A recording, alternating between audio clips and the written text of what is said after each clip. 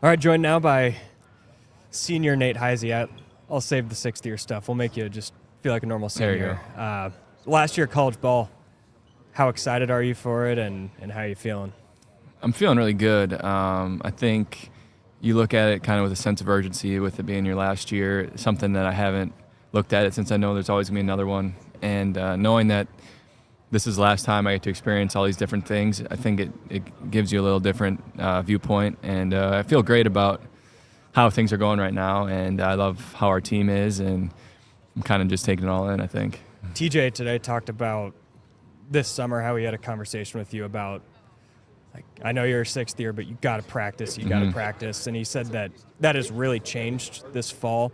How do you feel like more of a leader? How do you feel more physical? Yeah, I feel good. I think last year is something that we kind of, towards the end of the year, we just kind of went away from practicing this hard, and I think that's not a mistake TJ's ever going to make again. So I think that change happened in an instant, and you just make that decision of make your last year the best year it can be. So once you make that decision, it really becomes easy, and it becomes a lot more enjoyable, just attacking every day instead of just playing it by ear. So the end of the season, I think the last 10 games you shot, it was a crazy number from three. How do you maybe not sustain that number, but the elite shooting that you had at the end? I think it's most important to know, just to keep in mind, that there's going to be ups and downs. You can't expect to shoot whatever percentage that was. Like, that's not feasible to anybody in the world. So just knowing that there'll be ups and downs and being able to, come back from the downs faster and extend the ups as long as you can, I think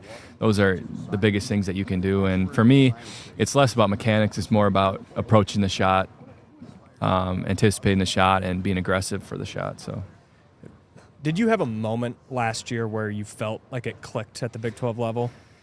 Yeah, I mean, I know it was never a physicality or defense or rebounding thing. It was always a, confidence on offense thing, and I think that clicked for me. There was definitely some moments early in the year where it clicked, and then it went away, but the time it clicked for real, I would say, is just when that first three went in. It was in conference play. From then on, it was pretty smooth sailing. Was that the UCF game? Yeah.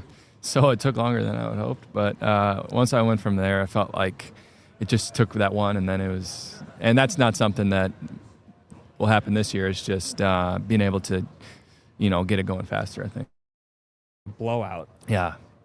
How weird is the mind that I know. all it takes is one that really doesn't matter at all to really change everything? That's what I feel like I've learned a lot in the last year, is how, and I think TJ is the biggest proponent of this, is how much the mind plays a factor in basketball. And that's one of his biggest tasks as a coach, is in his mind, is the mental side. And just conversations with him, I think I've learned a tremendous amount.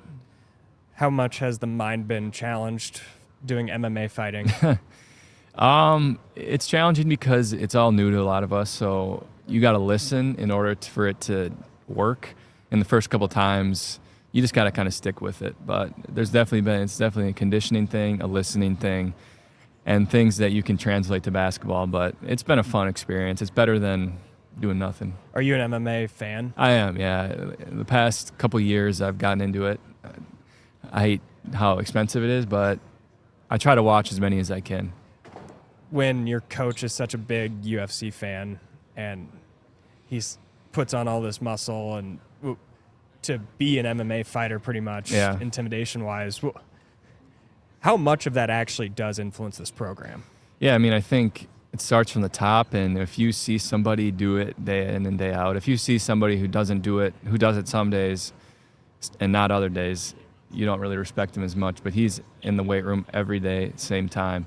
And that consistency is just something that you admire and respect. So I have the highest respect for him, and whatever he says, I believe at this point. So he does a great job.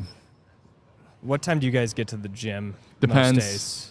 Depends. Some of the younger guys have earlier workouts. I'm lucky I don't have that early, but I usually get there like 6:45. So when you show up that early, like that's early for me, and all of your coaches are drenched in sweat, how does that mess with your mind knowing that they beat me to the gym? Yeah, well, I mean, I'll clarify, not all of them, but most of them are. But, yeah, I mean, it's impressive how people wake up that early every single day and do that every single day, because there's a lot of people who'll do it for a couple of days and then take some time off, but these are guys who do it every single day, and that's really impressive. What do you do if you're not playing basketball? What's one hobby? I would say the easiest one is golfing. I've gotten big into that, and I feel like I've improved, and that's something you kind of chase, is that improvement. And some days you feel terrible, and some days you feel great, and that's life. What's the handicap down to? I would say on an average course, I would shoot between 80 and 90. That's pretty dang good. People don't understand how hard that is. Yeah, I mean, people who don't play golf probably not, but I'm sure if you ask other people that question, we'll see what they have to say. Who's the worst that goes consistently? The worst is Cade Kelderman, and we started playing a year ago. I'm not sure if he's gotten any better is the thing, which is hard to do. Yeah, that is hard to do. Yeah. Especially if you're playing a lot. Yeah, we do play a lot. Awesome, Nate. Well, I think that's all I got for you, man. Thank you.